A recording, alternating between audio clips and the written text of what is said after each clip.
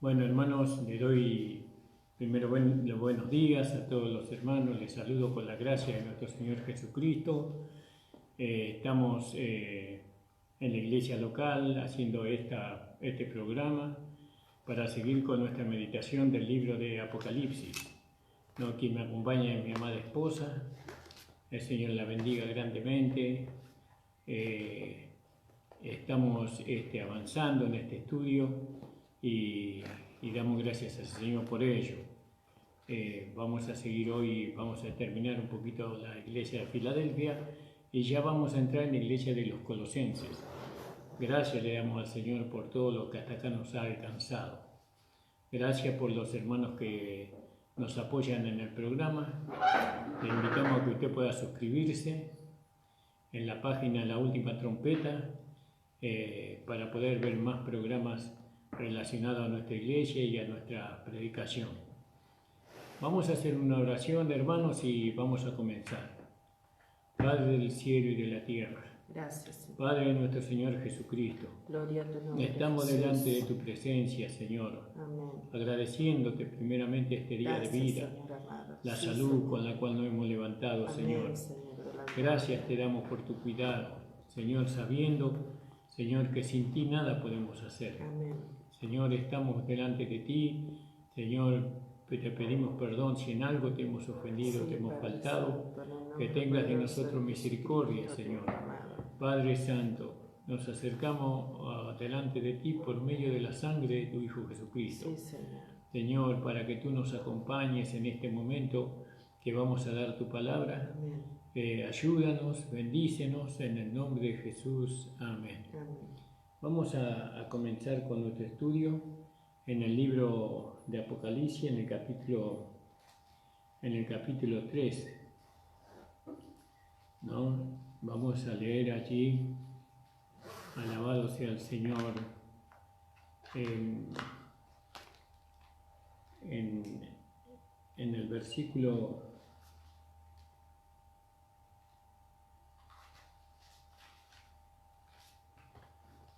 en el versículo 12 y 13. Al que venciere, yo lo haré columna en el templo de mi Dios, y nunca más saldrá de allí. Y escribiré sobre él el nombre de mi Dios y el nombre de la ciudad de mi Dios, la nueva Jerusalén, la cual desciende del cielo de mi Dios, y mi nombre nuevo. El que tiene oído, oiga lo que el Espíritu dice a las iglesias. Amén. Tenemos que ver cuando el Señor dice a la iglesia de Filadelfia, no, Él te guardará de la obra de la tentación o de la hora de la tentación que ha de venir sobre el mundo entero para probar a los que moran en la tierra. No, pero a la otra iglesia no le dice así, sino que a esa iglesia, a Tiatira, por ejemplo, ella no va a ser guardada de la hora de la prueba que va a venir en el mundo entero, sino que ella pasará a través de la hora de la prueba. Hasta el final de los 7 años va a estar ella ahí. Ahora nosotros tenemos que ver qué es la hora de la tentación. Bueno, aquella hora está llena de acontecimientos y comenzará con la semana 7, de 7 años, ¿no? La última semana de Daniel va a comenzar, la hora de la tentación va a comenzar al principio de los 7 años. Y esto va a abarcar a todo el mundo. Está llamada la hora de la gran tribulación en el capítulo 7, en el versículo 14. ¿No? Fijémonos ahí. Dice, yo le dije, Señor, tú lo sabes. Y él me dijo, estos son los que han salido de la gran tribulación y han lavado sus ropas y la han emblanquecido en la sangre del Cordero. Bueno, sabemos que estos son los vencedores de Sardi y los vencedores de Pérgamo, que esa es la gran multitud que está en el capítulo 7 de Apocalipsis, ¿no? Del versículo 1. Entonces, nosotros, ¿qué es la gran tentación? La hora de la tentación. Es eso, es esa hora en que van a venir la persecución para los cristianos, donde los cristianos que no fueron arrebatados en la primera fila, ellos van a conocer al anticristo, van a conocer al falso profeta y van a ver los engaños que ellos van a hacer a las naciones. Alabado sea el Señor. Mientras que ellos van a establecer un reinado de paz y de seguridad, los cristianos van a ser perseguidos, van a ser torturados, van a ser decapitados. Eso lo vamos a ver más adelante, hermano. Y este periodo de la tribulación va a terminar con el arrojamiento de la bestia y el falso profeta dentro del lago de fuego. Ellos van a ser destruidos. Pero Satanás va a ser lanzado al abismo, es decir, al infierno, va a ser lanzado ahí. Y la gran tribulación que habla, o la gran aflicción que habla Mateo 24-21, vamos a leerlo eso. Mateo 24-21, que habla de la gran tribulación, comienza, ¿no? En medio de las 7 semanas. Sí. 24-21. Porque habrá entonces gran tribulación, cual no la ha habido desde el principio del mundo hasta ahora, ni la habrá. Sí, un poquito más. 20. Y si aquellos días no fuesen acortados, nadie sería salvo, mas por causa de los escogidos, aquellos días serán acortados. Bueno, entonces la hora de la tentación es ese tiempo donde la iglesia va a pasar por allí. Pero ¿quiénes van a pasar por allí? Los que no hayan vencido en Éfeso, los que no hayan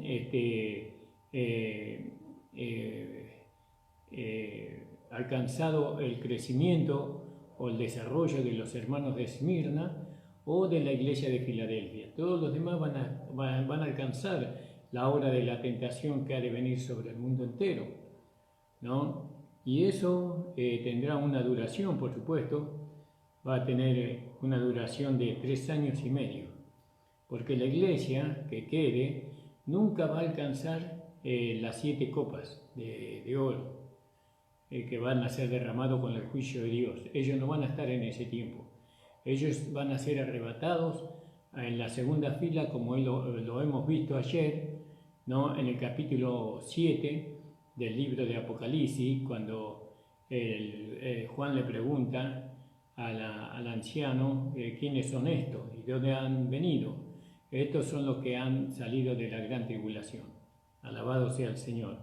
Esto es algo confortante en cierta medida, pero solo con estar en la tribulación va a ser una cosa terrible eso, ¿no?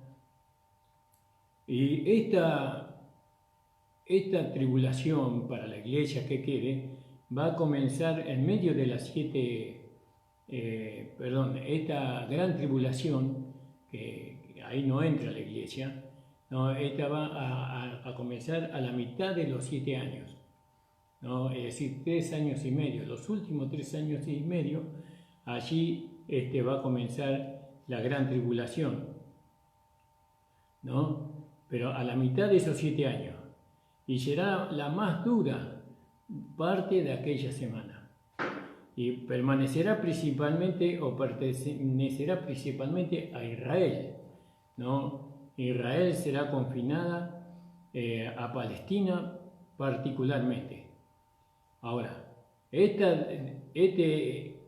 denominada tiempo de angustia en Jeremías 37. Vamos a leerlo, amor. Jeremías 37. Eso aunque los profetas no entendieron todo lo que ellos profetizaron, pero después en el Nuevo Testamento se da a entender bien claramente. 30, versículo 7. Sí. Ah, cuán grande es aquel día, tanto que no hay otro semejante a él. Tiempo de angustia para Jacob, pero de ella será librado. ¿Y a quién está referido eso? A Jacob, a los hijos de Jacob, ¿no? A los israelitas. Porque aquí que vienen días, dice Jehová, en que haré volver a los cautivos de mi pueblo, Israel y Judá. Ha dicho Jehová, y los traeré a la tierra que di a sus padres, y la disfrutarán. Pues estas pues son las palabras que habló Jehová acerca de Israel y de Judá. Porque así ha dicho Jehová, hemos oído voz de temblor, de espanto y no de paz. Inquirid, investigad, escudriñad. Ahora, y mirad si el varón de la luz, y mirad si el varón da a luz, porque he visto que todo hombre tenía las manos sobre su lomo, como mujer que está de parto, y se han vuelto pálidos todos los rostros, ¿no? Ah, cuán grande es aquel día, dice, tanto que no hay otro semejante a él. Tiempo de angustia de Jacob, pero de ella será liberado. Y que sea, alabado sea el Señor. Alabado sea el Señor por la liberación que vendrá después para el pueblo de Israel, ¿no? Porque después descenderá la ciudad celestial, la nueva Jerusalén, la celestial. Gloria al nombre del Señor. Y también en Daniel habló sobre esto, en el capítulo 12 de Daniel, en el versículo 1, amor, donde ahí habla del tiempo del fin. 12:1 de Sí. Daniel. En aquel tiempo se levantará Miguel, el gran príncipe que está de parte de los hijos de tu pueblo, y será tiempo de angustia, cual nunca fue desde que hubo gente hasta entonces. Pero en aquel tiempo será libertado tu pueblo, todos los que se hallen escritos en el libro. ¿Vio? Y bueno, usted lo puede seguir leyendo, hermano. No pierda la lectura, siga leyéndolo. Entonces, nosotros vemos que toda esta gran tribulación no alcanza a la iglesia que se queda. No, si la iglesia que se queda alcanza la tribulación, ¿no? Pero la gran tribulación es algo, como dice Jeremías, que son tiempos, ¿no? De angustia, cual nunca fue desde que hubo gente hasta entonces. Mire si el pueblo de Israel sufrió el holocausto y sufrieron tanta persecución durante toda esa historia, en aquel tiempo ellos van a sufrir mucho más. Mucho más. No quiero ni pensar en eso que ellos van a pasar, ¿no? Pero bueno, eso es a causa de haber rechazado a Jesús como Rey de Reyes y Señor de Señores.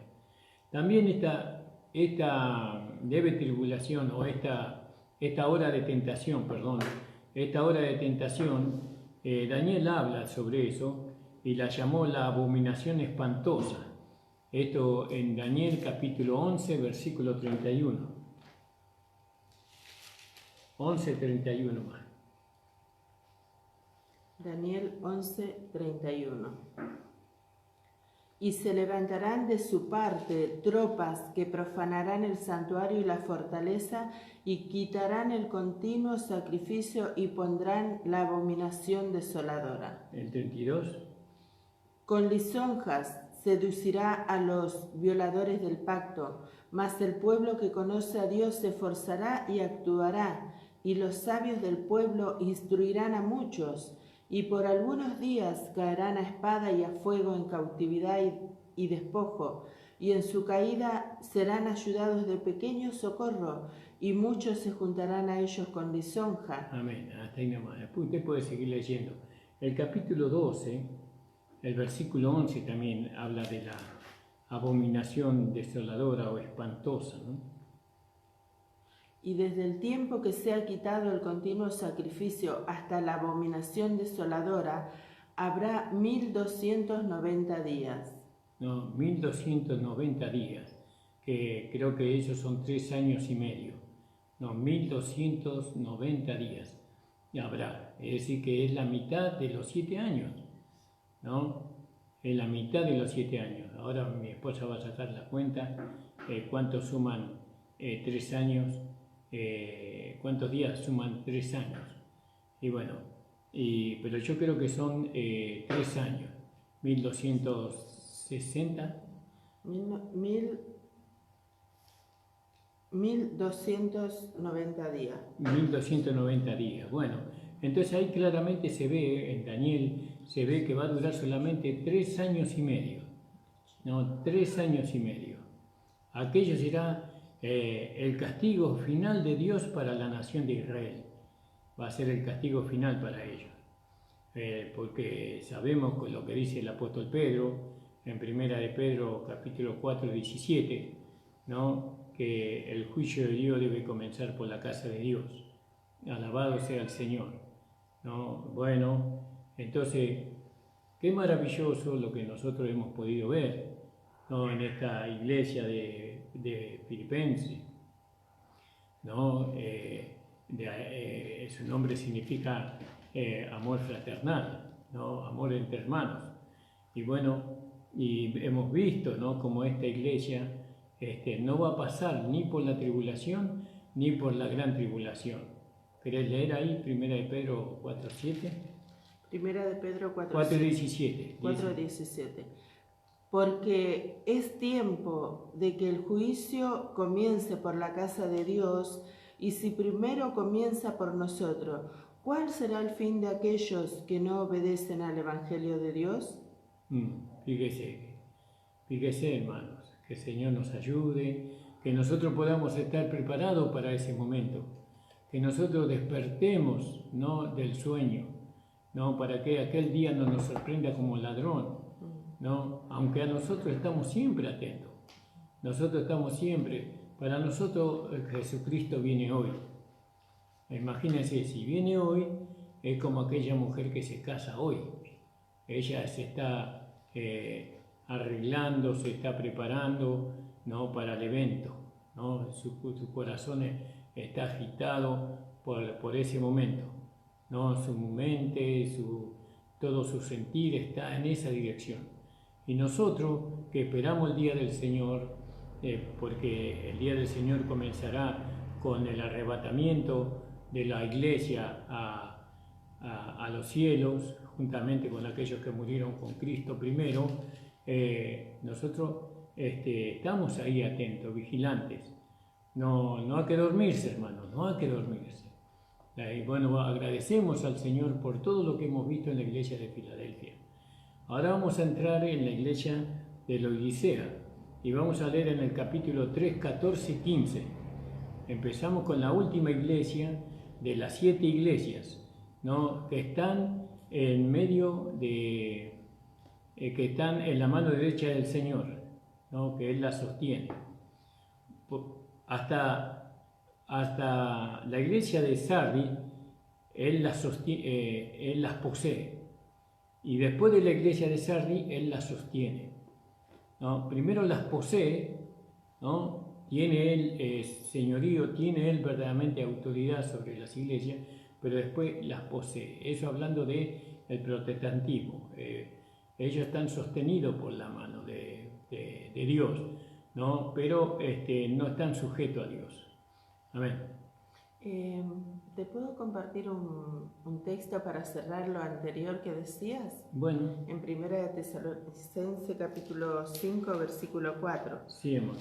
Dice, mas vosotros, hermanos, no estáis en tiniebla para que aquel día os sorprenda como ladrón, porque vosotros sois hijo de luz e hijo del día, no somos de la noche ni de las tinieblas. Por tanto, no durmamos como los demás, sino velemos y seamos sobrios. Amén. Y bueno, y nosotros, eso habla de que muchas veces se dice que el Señor va a venir como ladrón en la noche, ¿no? Y está escrito así, que Él vendrá como ladrón en la noche. Pero para nosotros no, porque leyó mi esposa en el versículo más 4. En el versículo, más vosotros, hermanos, no estáis en tinieblas, Amén. ¿no? Para que aquel día os sorprenda como ladrón. Amén. ¿A quién no nos va a sorprender? A los vencedores. Amén. Entonces son aquellos que ellos van a encontrarse con Jesús como ladrón en la noche, porque ellos estuvieron durmiendo, no estuvieron vigilando, no estuvieron velando, y entonces el Señor va a venir y ellos ni cuenta se van a dar. No va a venir para robarles o para hurtarles nada. Simplemente, así como viene el ladrón en la noche y los sorprende, así van a ser sorprendidos los hermanos de Pérgamo y los hermanos de Sardis. Sabemos que Tiatira sigue hasta el final de los 7 años, ¿no? Entonces, vamos a ver lo que pasa con la Odisea ahora. Entonces, nosotros, hermano, no le esperamos al Señor como ladrón en la noche. Porque leyó mi amada esposa y dice, mas vosotros, hermanos, no estáis en tinieblas para que el día os sorprenda como ladrón, porque todos vosotros sois hijos de luz e hijo del día. No somos de la noche ni de las tinieblas, ¿no? Por tanto, no durmamos como los demás, sino velemos y seamos sobrios, pues los que duermen ¿qué dice más? De noche duermen, sí. Y los que se embriagan de noche se embriagan. Pero nosotros que somos del día, seamos sobrios, habiéndonos vestido con la coraza de fe y de amor, y con la esperanza de salvación como yelmo. Sí, el 9. Porque no nos ha puesto Dios para ira, sino para alcanzar salvación por medio de nuestro Señor Jesucristo, quien murió por nosotros, para que ya sea que velemos o que durmamos, vivamos juntamente con Él. Por lo cual, animaos unos a otros y edificaos unos a otros, así como lo hacéis. Fíjese, gracias, amor, por tu aporte, porque es muy importante esto, muy importante, ¿no? Se tiene que entender, usted tiene que recibir esta palabra como de Dios, ¿no? La palabra de Dios dice que los vencedores, ellos no van a pasar, no van a entrar en los 7 años de la última semana de Daniel, no van a entrar, ellos van a ser arrebatados antes, alabado sea el Señor. Entonces, vamos a empezar con la iglesia de la Odisea, en el capítulo 3, versículo 14 y 15 de Apocalipsis. Y escribe al ángel de la iglesia en la Odisea, he aquí el amén, el testigo fiel y verdadero, el principio de la creación de Dios dice esto: yo conozco tus obras, que ni eres frío ni caliente. Amén. Ojalá fuese frío o caliente. Amén. Gracias le damos al Señor. Entonces, fíjese como el juez que está juzgando esta iglesia, ¿no? El título del juez aquí, ¿no? Y esto concuerda con el capítulo 1:11, ¿no? El primero y el último, dice. 1:11, que decía, ¿no? Yo soy el alfa y la omega, el primero y el último. Sí, eso también le escribe a la iglesia de la Odisea, ¿no? Alabado sea el Señor. El testigo fiel y verdadero. El testigo fiel y verdadero, sí. ¿No? Porque Él es el primero y Él es el último, sí. Es el testigo fiel y verdadero.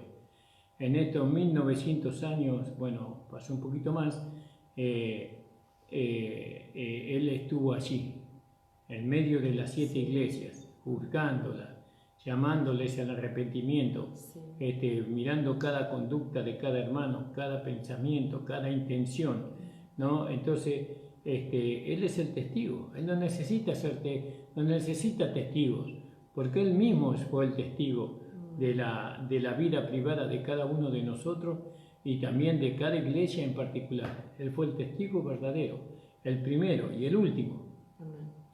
Entonces la iglesia está sin excusa, la iglesia no tiene excusa, así como cada creyente no se podrá excusar delante del trono de Cristo por no por haber fracasado, no se podrá excusar porque Él es el testigo fiel y verdadero. Jesucristo ha hecho su parte hasta lo último los alentó, hasta lo último les exhortó al arrepentimiento, hasta lo último, ¿no? Entonces después sabemos que nuestro Señor Jesucristo, Él murió y se levantó nuevamente, el primogénito de entre los muertos, ¿no? Como dice ahí en el capítulo 1, en el versículo 5, ¿no? Dice, y Jesucristo, el testigo fiel, el primogénito de los muertos, el soberano de los reyes de la tierra. ¿Vio? Es el principio de los muertos, fue el Señor Jesucristo. Y también el principio de una nueva creación, Él fue. ¿No? Después Él ascendió a lo alto para hacer intercesión como sumo sacerdote por nosotros.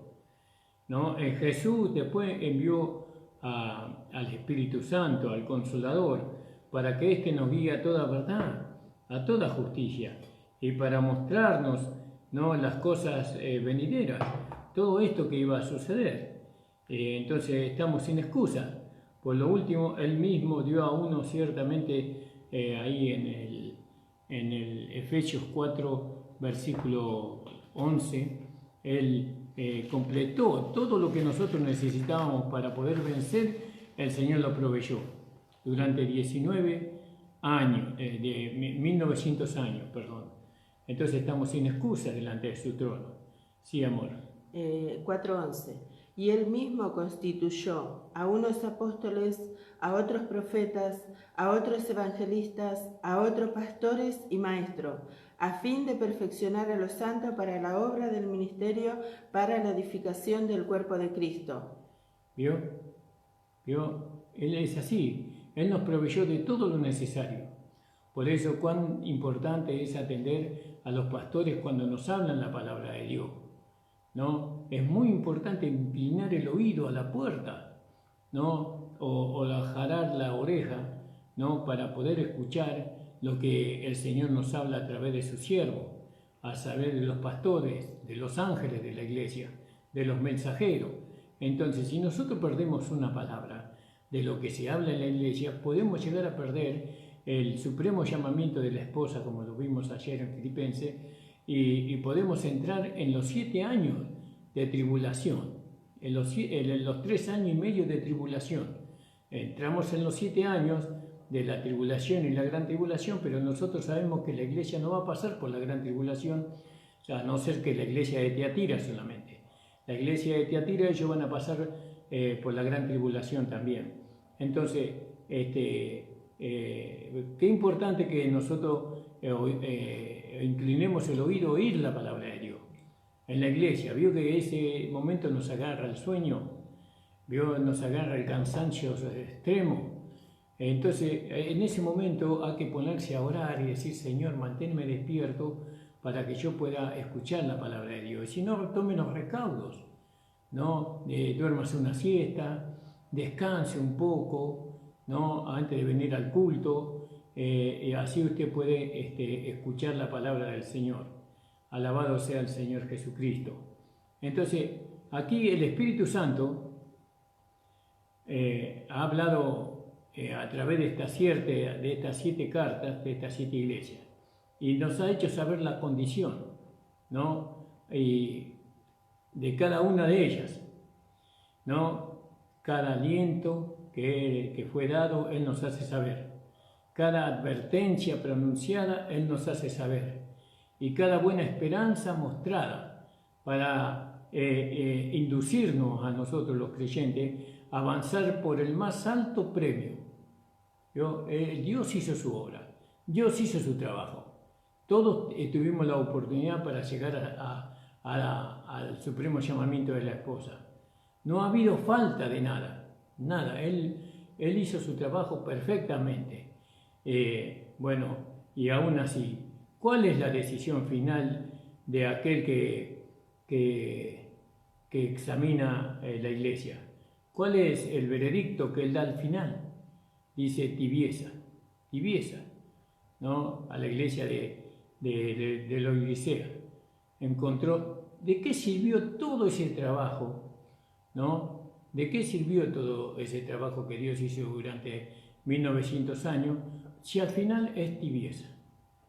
¿No? Al final tendría que estar la iglesia de Filipenses, pero no, está la iglesia de la Odisea. ¿Y qué dice el Señor?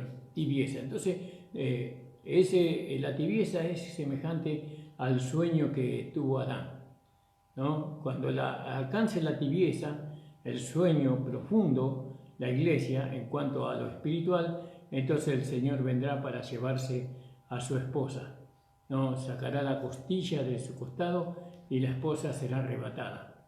Fíjese, y acá el verbo chilio, del griego, ¿no? Del cual está la palabra tibieza, está derivada, significa llegar a entibiarse, estar blando, derretido, ¿no? Bueno, también significa lujurias, amadores de los deleites más que de Dios. Eso se encuentra en 2 de Timoteo, capítulo 3 y 4 más. Entonces la tibieza, ¿vio a lo que se refiere? A no tener esa consistencia, esa firmeza, sino a ser blando en cuanto a los apetitos de la carne, a la vanagloria del mundo, blando, ¿no? Derretido, es decir, humillarse, satisfacer todo eso. Y eso es por medio de la lujuria que vamos a leer ahora en Timoteo 3, 2 de Timoteo 3, 4. 3, 4. Segunda de Timoteo, capítulo 3. Sí. Segunda de Timoteo 3, 4. 3, 4. Traidores, impetuosos, infatuados, amadores de los deleites más que de Dios. ¿Vio? A causa de eso, ¿no? Entonces la iglesia se va a poner tibia. ¿Querés leerlo un poquito más antes? Sí. Del 1. También debes saber esto, que en los postreros días vendrán tiempos peligrosos, porque habrá hombres amadores de sí mismos, avaros, vanagloriosos, soberbios, blasfemos, desobedientes a los padres, ingratos, impíos, sin afecto natural, implacables, calumniadores, intemperantes, crueles, aborrecedores de lo bueno, traidores, impetuosos, infatuados, amadores de lo deleite más que de Dios, que tendrán apariencia de piedad, pero negarán la eficacia de ello. A estos evita. Y estos son los que dirigen la iglesia de la Odisea, la iglesia de este tiempo. Porque nosotros no sabemos el corazón, nosotros lo vemos tan radiantes, tan bien vestidos, sus dientes son blancos como la nieve, sus sonrisas son de oreja a oreja, su simpatía es en extremo exagerada, ¿vio? Sus palabras son aduladoras, ¿no? Hablan lo que el pueblo quiere oír, ¿no? Y bueno, pero sin embargo, Segunda de Timoteo lo describe en su interior, en su corazón. Debe saber esto, que habrá en los posteriores días hombres, ¿no? Amadores de sí mismos, amadores de sí mismos. Esto habla de la última iglesia, y eso lo estamos viendo. La Odisea significa pueblo justo, ¿no? Y esto es lo que la iglesia lleva de nombre nomás. Lo que debería haber sido la práctica de esa iglesia solamente es nombre.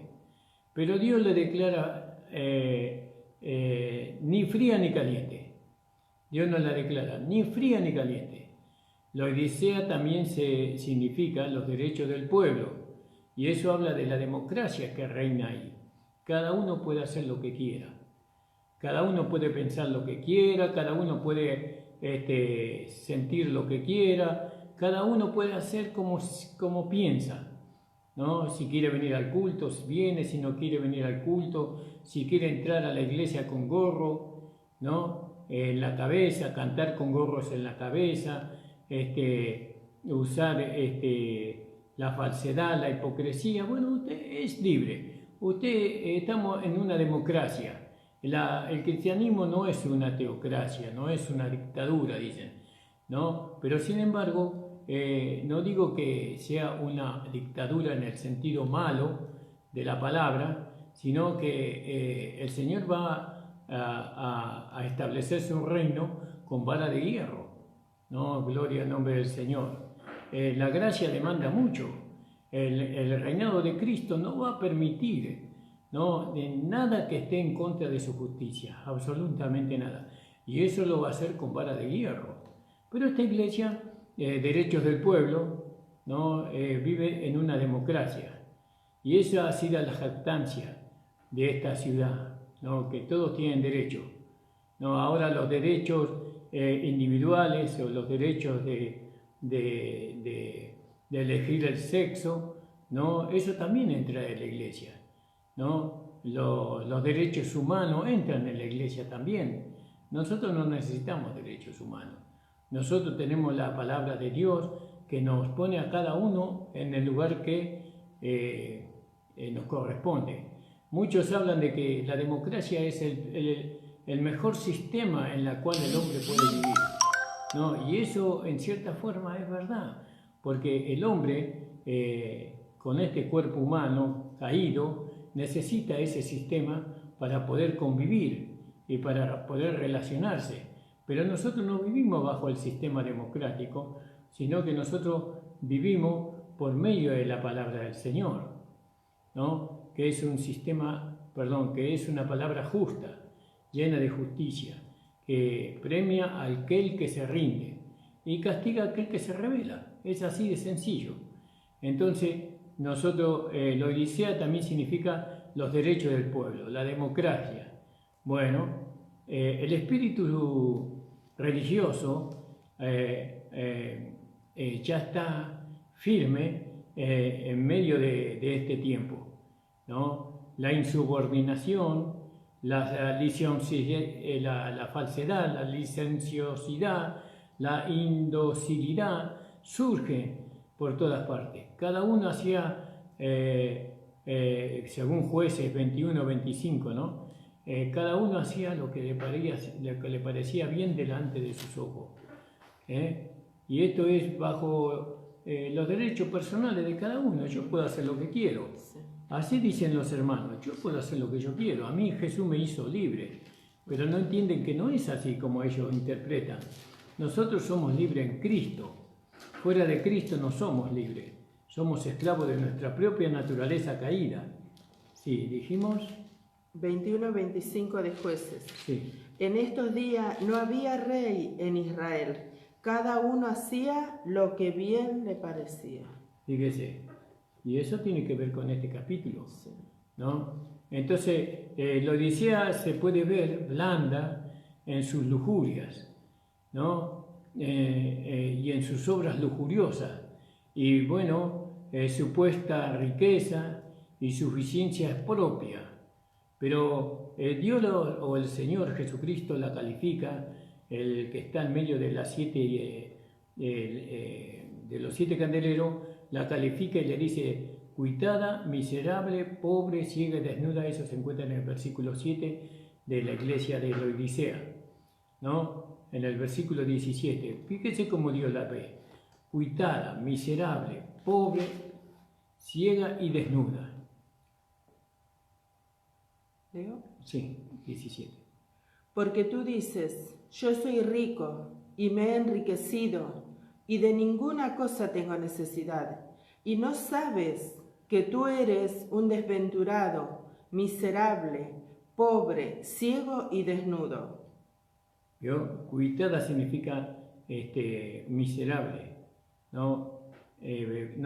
¿Cuál era el primero calificativo? Porque tú dices: yo soy rico y me he enriquecido y de ninguna cosa tengo necesidad, y no sabes que tú eres un desventurado. ¿Un venturado? Miserable. Ahí está, miserable. Entonces, desventurado. No, así es. Ella no conoce su verdadera condición. No hay una sola palabra de elogio, ¿no?, a esta asamblea, a esta iglesia. Dios no la elogia, pero sí hay sentencia, y es inevitable, ¿no? Y es muy expresiva, donde dice: te vomitaré de mi boca. Entonces, tenemos que entender esto que el Señor está declarando aquí, ¿no? Nosotros cuando probamos el agua con la boca, ¿no? Si es tibia, produce náuseas, ¿no? Y al momento es expelida de la boca esa agua, ¿no? Y no la podemos soportar porque es tibia. De igual manera, nosotros dispensacionalmente contemplamos a esta iglesia de este tiempo, que es una iglesia tibia. Ellos falsamente así son llamados ellos, es una iglesia falsa. nunca ha sido incorporado en el cuerpo de Cristo. Esta es una iglesia que no está en el cuerpo de Cristo. Esto, por lo tanto, no han tenido un nuevo nacimiento. Esta iglesia, nosotros sabemos de dónde viene, y bueno, ya lo vamos a ver, ellos no son parte de Cristo, esta iglesia, ni parte de la iglesia verdadera, ¿no? Es muy evidente que la Odisea no mora en Dios, ni en Cristo, ni Cristo tampoco mora en ella. De otra manera, ¿por qué Él está a la puerta y llama? ¿No? ¿Por qué está a la puerta? Si está del lado de afuera y está llamando para entrar, ¿no? Entonces, la iglesia no está en Cristo, ni Cristo está en ella, pero el Señor la está llamando a esa iglesia. Entonces, fíjese, a la iglesia de este tiempo, ¿no? A mí me pasa con jóvenes que les gusta mucho esas iglesias por la democracia que hay, y nosotros no le podemos hablar del mensaje de la esposa a ellos, o el mensaje de la santificación progresiva, o no le podemos hablar a ellos de vivir en el Espíritu, ¿no? O separarse del mundo. A ellos hay que hablarle de la salvación, porque no son salvos, ¿no? Ellos no son salvos, no tienen a Jesucristo en su corazón, ¿no? Porque si fuera así, ellos serían arrancados de allí, serían apartados de allí, de esa iglesia, porque el Espíritu Santo o la vida de Dios que ellos recibirían por medio de la salvación no podría nunca estar en esa iglesia, nunca podría ellos estar ahí. Alabado sea el Señor. Entonces, nosotros ahora probamos que esta iglesia es tibia. Bueno, sabemos que es semejante al agua tibia, que la despedimos de la boca, y bueno, está llamada falsamente, ¿no? Pueblo justo. Sabemos que no son parte del cuerpo de Cristo, porque Cristo está a la puerta. Ella tiene la forma de piedad. Ellos parecen tan piadosos, tan consagrados. Usted va a ver con ellos, y ellos hablan del amor hasta por los poros. O sea, hablan del amor. Pero también hablan que tienen derecho, ¿no? Que ellos no quieren dejar su carnalidad, ellos no quieren entrar en la obediencia a la fe, ellos no quieren estar bajo sujeción, ellos quieren vivir libres, ¿vio? Pero nosotros hemos perdido nuestra libertad para ser cautivos de Cristo, siervos cautivos de Cristo, ¿no? Entonces fíjese usted qué diferencia la manera de pensar del vencedor de Esmirna, del vencedor de Filadelfia, con el vencedor o con el que está en la iglesia que no es vencedor, sino el que está en la iglesia de la Odisea, ¿no? Ella tiene una profesión, ¿no? Pero dice, la Odisea tiene la piedad, pero niega el poder de la misma. Ella tiene una profesión sin ninguna posición. Está en apostasía. Ahora, los vencedores de Sardis continuarán hasta la revelación de Jesucristo. Es decir, cuando venga Jesucristo como Rey de Reyes y Señor de Señores. Cuando Él vendrá a ella como ladrón, ¿no? Cuando Él vendrá como, ahí en el capítulo 3:3 más de Apocalipsis. No, los vencedores de Sardis continuarán después de que Cristo venga por su esposa. Ellos van a continuar, los de Sardis, como hemos dicho, no hasta la aparición del Señor, como dije antes, no hasta cuando Cristo venga como Rey de Reyes y Señor de Señores, sino que los vencedores de Sardis van a estar después de que el Señor se lleve a su iglesia. Sí. 3:3. Acuérdate pues de lo que has recibido y oído, y guárdalo, y arrepiéntete, pues si no velas, vendré sobre ti como ladrón, y no sabrás a qué hora vendré. Y el versículo 16 y 15, capítulo 16, 15 de Apocalipsis. 16, 15 de Apocalipsis. Sí. 16, 15. He aquí yo vengo como ladrón, bienaventurado el que vela y guarda sus ropas para que no ande desnudo y vean su vergüenza. ¿Vio? Ellos están desnudos delante de la presencia de Dios, ¿no? Y dice que realmente esta iglesia está prevaleciendo hoy. Hoy día está lleno de estas iglesias y son muy numerosas, son muy llenas de gente, ¿no? Y ellos nunca van a pensar en venir a correr la carrera por el premio. Ellos nunca van a integrarse, a no ser que el Señor trate con ellos, en una iglesia de Filadelfia o una iglesia de Esmirna. No, ellos nunca, porque eso demanda demasiado. Se demanda espíritu, alma y cuerpo. Ellos nunca van a buscar la comunión con nosotros. Ellos, aun que sean nuestros hijos, nuestras hijas, ¿no? Ellos, una vez que ellos fueron a una iglesia de Laodicea, después de haber sido ellos educados, formados por una iglesia, por padres que están en la iglesia de Filadelfia, ellos fueron a una iglesia de Laodicea, ellos se van a quedar con la iglesia de Laodicea. ¿Por qué? Porque se van a quedar con la iglesia de Laodicea porque ahí hay democracia, ahí hay libertad para hacer de todo. Y veo que en la etapa hay una etapa que pasan nuestros hijos, que es la adolescencia, que ellos quieren ser libres de los padres, de los hermanos, quieren ir a vivir en un departamento solo, hacer de su vida lo que ellos quieran.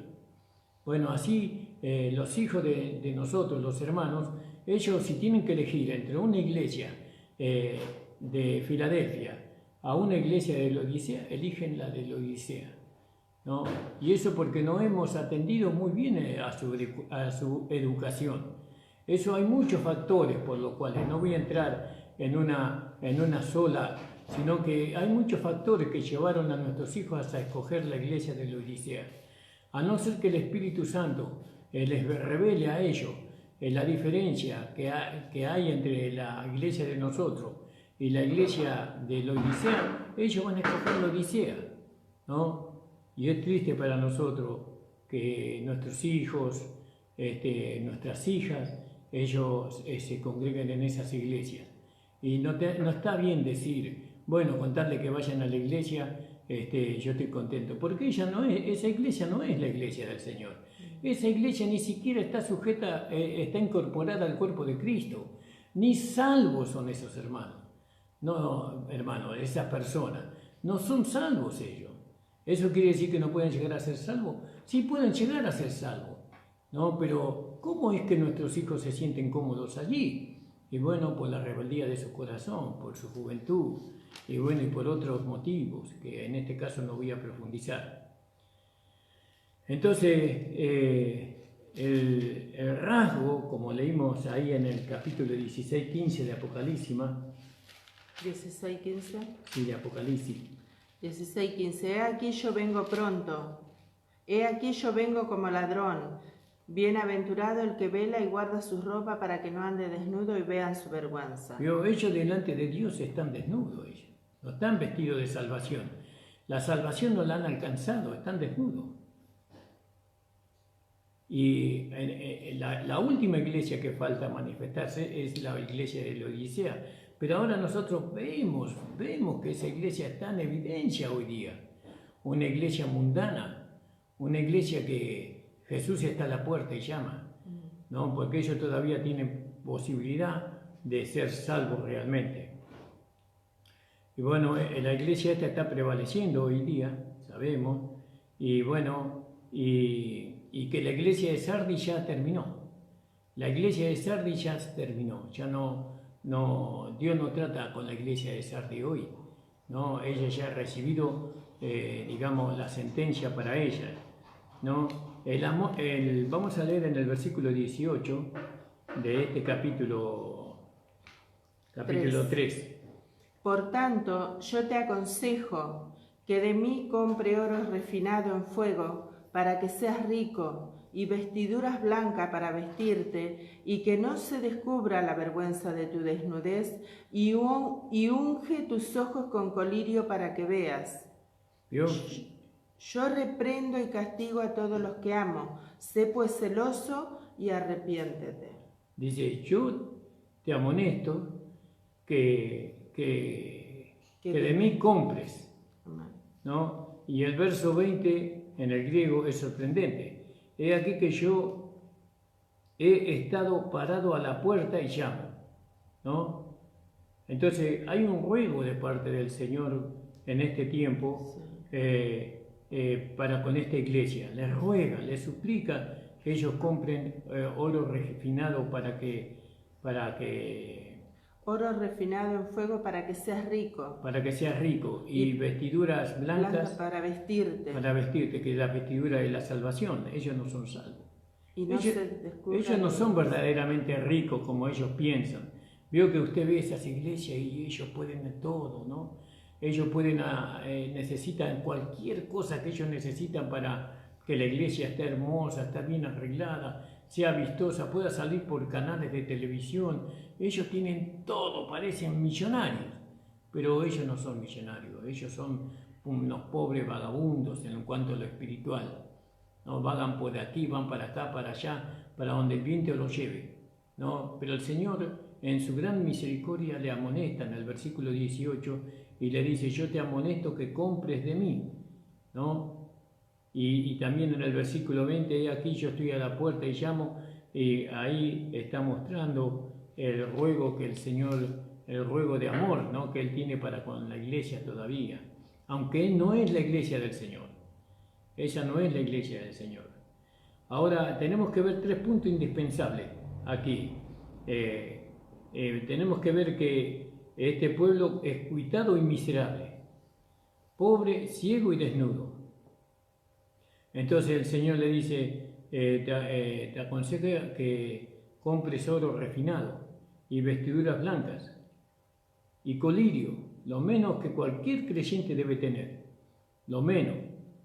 Oro refinado habla de la vida divina. Eso nosotros lo recibimos, a ese oro refinado, por la fe en Jesucristo, ¿no? Cuando nosotros recibimos a Jesucristo, recibimos la vida eterna, ¿no? El nuevo nacimiento. Eso es como el oro refinado, es algo de mucho valor, ¿no? Entonces, fíjese, esta vida que nosotros ahora tenemos, esta vida nos va a permitir a nosotros manifestar lo que antes no podíamos manifestar. Nos va a permitir alejarnos del mundo, de la carne, del diablo. Y bueno, y ahora nosotros, esta vida nos va a permitir introducirnos en el cuerpo de Cristo. Somos nacidos de nuevo, ¿no? Tuvimos un nuevo nacimiento. El hombre, aunque sea un millonario, es pobre si no es participante de la naturaleza divina. Si no tiene la naturaleza divina, si no tiene la vida de Dios, es pobre. Por eso la iglesia de Laodicea necesita la salvación. Los jóvenes hoy, que están llenos de jóvenes esas iglesias, ¿no? Hay iglesias que llenan sus butacas, ¿no? De cantidad de gente no salvada. No le administran la vida de Dios a ellos. Ellos le administran un sistema de vida, no la vida, ¿no? Y entonces el Señor todavía está a la puerta llamándoles a ellos para vestirlos con vestiduras blancas, no la vestidura de justicia que Cristo ganó para nosotros. Él los quiere vestir así.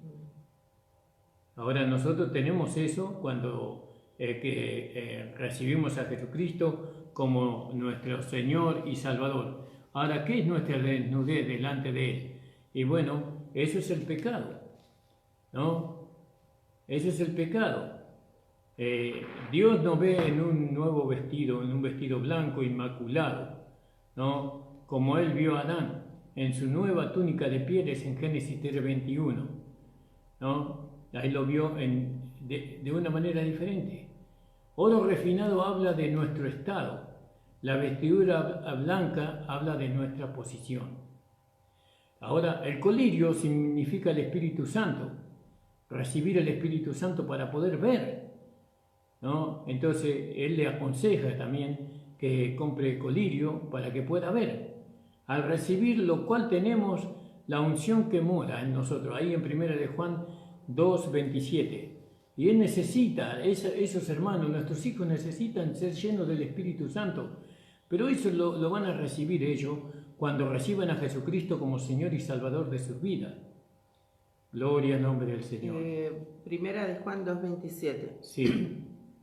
Pero la unción que vosotros recibisteis de Él permanece en vosotros, y no tenéis necesidad de que nadie os enseñe, así como la unción misma os enseña todas las cosas, y es verdadera y no es mentira. Según ella os ha enseñado, permaneced en Él. Ahora fíjese que entonces llegamos al entendimiento que nosotros tenemos nuestros hijos que no son salvos. Porque si fueran salvos, ¿por qué están allá en las iglesias de la Odisea hoy día? ¿Por qué ellos se sienten cómodos allí? ¿Por qué ellos se deleitan? Son tan fieles ahí, no falta ningún culto ellos. Pero usted le invita a nuestras iglesias, no quieren ni siquiera ni pensar. Pero en nuestra casa, cuando nuestros hijos están en nuestra casa, no manifiestan el carácter de un cristiano. No, ellos se visten como mundanos, no mostrando toda la carne, hablan como mundanos, piensan solamente en lo terrenal y tantas cosas. Ellos no son salvos. Y esto es encontrar esta verdad es una tristeza para nosotros como padres, que están viviendo personas con nosotros que creemos que son salvos porque ellos dicen, ¿no?, que recibieron a Jesucristo como Señor y Salvador, pero la realidad es que con los hechos lo niegan todo eso. No, porque si ellos hubieran recibido a Jesucristo como Señor y Salvador, el Espíritu Santo los guiaría. La vida de Dios los guiaría a ellos, ¿no? Entonces, fíjese dónde tenemos que trabajar.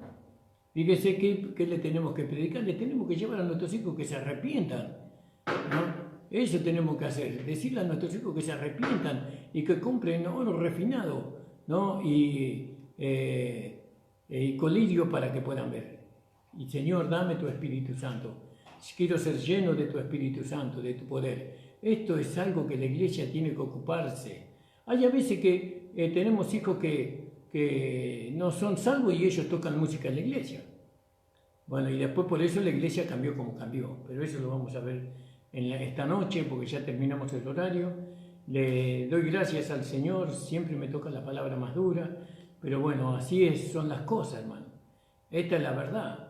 Esta es la verdad. No podemos cerrar los ojos del entendimiento ni los ojos visuales, ¿no?, frente a la verdad.